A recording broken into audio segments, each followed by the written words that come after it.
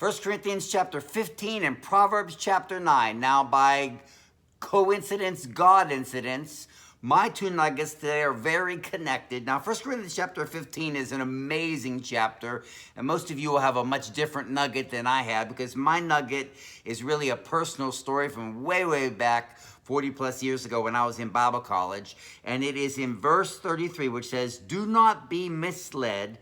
Bad company corrupts good character." And it was really just a quick little rabbit trail that Paul ran. But when I first got to Bible college, I was just so full of the desire to minister. And I got into the dorm, and most of the men in the dorm were really seeking God. But there was one young man in there that seemed very troubled, and I wanted to sort of help him. And so I started spending a lot of time with him and really pouring into him. And I spent extra time with him almost every day for the first 3-4 months.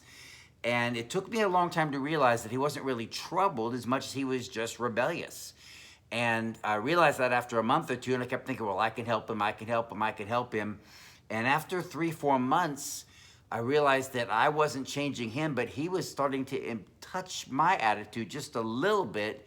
And I was really hungry for God and really wanted to minister God's heart to other people.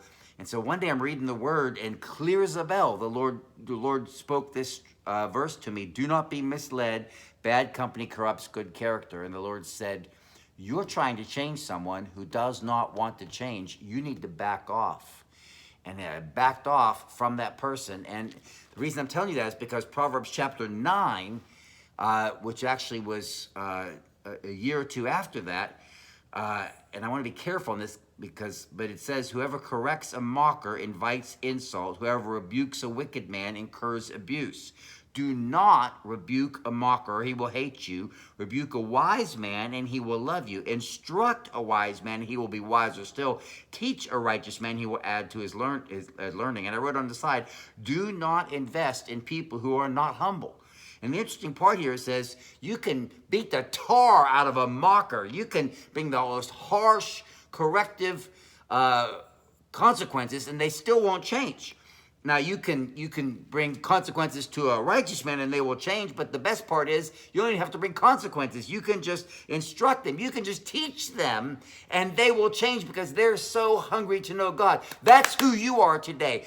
God says, I don't have to bring correction or pain into your life because you're so hungry and you're so humble for God that you are seeking Him and you are wanting to learn and grow before correction is brought into your life. So the Bible warns us. It says, don't invest in people who don't want to change, but be a person who God doesn't have to correct you, that we're so humble that we seek Him. So this was some painful lessons for me, only to invest myself in people who really are hungry and want to change. And I hope you're doing that today. I hope you have a partner who's studying the Word of God with you, and you're letting God change them through you, and they're changing you.